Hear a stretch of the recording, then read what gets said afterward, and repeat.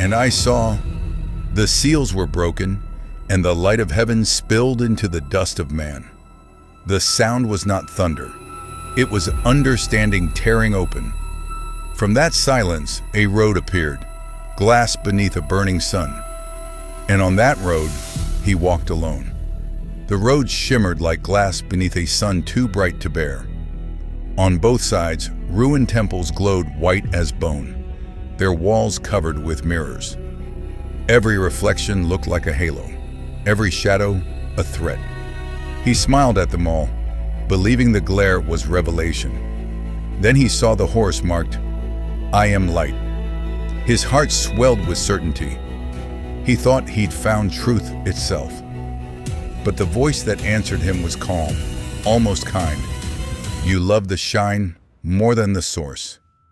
You've built mirrors, not windows." When the white light vanished, its glare lingered in his chest. His heart, once tender soil, began to bake beneath it. From the heat rose a horse the color of blood, breath steaming like a forge. Across its side was written, "I am truth." The horse whispered, "Protect what you've learned." Each word struck the ground like embers, hardening the soil of his heart. Beneath the crust of earth, a sound, Abel's cry. "Brother, let me breathe." The red horse smiled. "Silence the cry. Burn the field clean." And the man obeyed, pride and sorrow burning as one. Smoke still hung over the field when the man opened his eyes. The white light was gone, the red flame spent. Only ash remained. From that ash stepped a black horse, its coat dull as burned earth. Across its flank was written, "I am measure." It carried scales that tipped, though nothing rested on them. The horse spoke, "Now you will weigh what is left." He reached for truth, but found numbers. He spoke of faith, but counted profit. Every prayer became a bargain. Then came a voice, deep, ancient. "Tekel, thou art weighed in the balances, and art found wanting." The horse lowered its head. "You called me justice," it said, "but I am your famine." The wind turned hollow. The horizon faded to the color of sickness. He stood alone, the air thin as paper. From the silence came a pale horse, its hue neither green nor gray, but the color of everything faded. Across its side was written, "I am end." No rider followed. He understood. This one waited for him. The horse's breath matched his own. "You feared loss," it said, "but loss is all that's left of you." His strength drained, the world folded inward. The ground gave no echo to his fall. The horse leaned close, whispering with his own voice, "I am your power, return to silence." There was no light, no name, no breath, only stillness. And the man and the horse were one, and neither existed.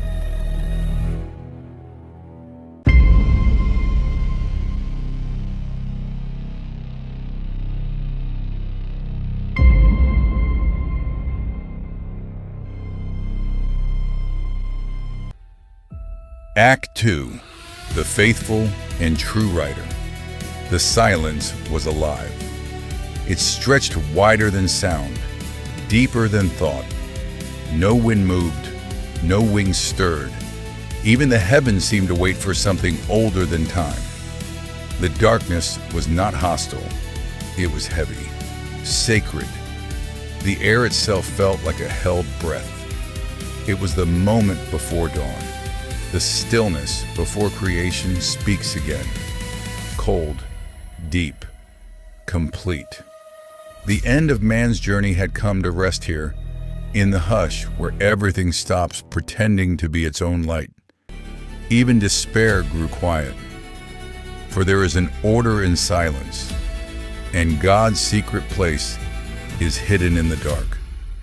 The silence strained until it trembled. Something living pressed against the dark from within.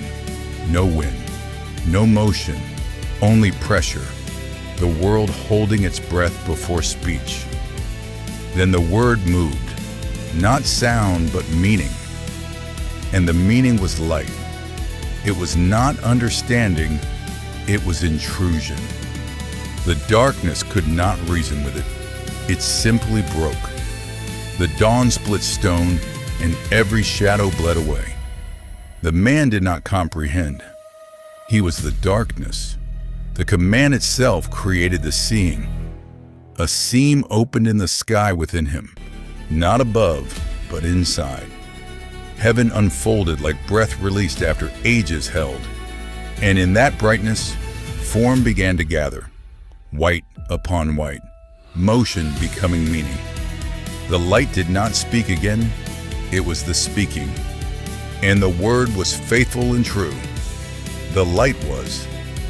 It had never moved, never changed. Only darkness shifted around it, blind, restless, without knowing. The word had been spoken once, and once was forever. That command still lived, pressing through every age toward ignorance until it broke through again.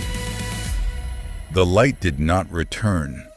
It revealed itself, not summoned, but unstoppable, breaking forth because it must.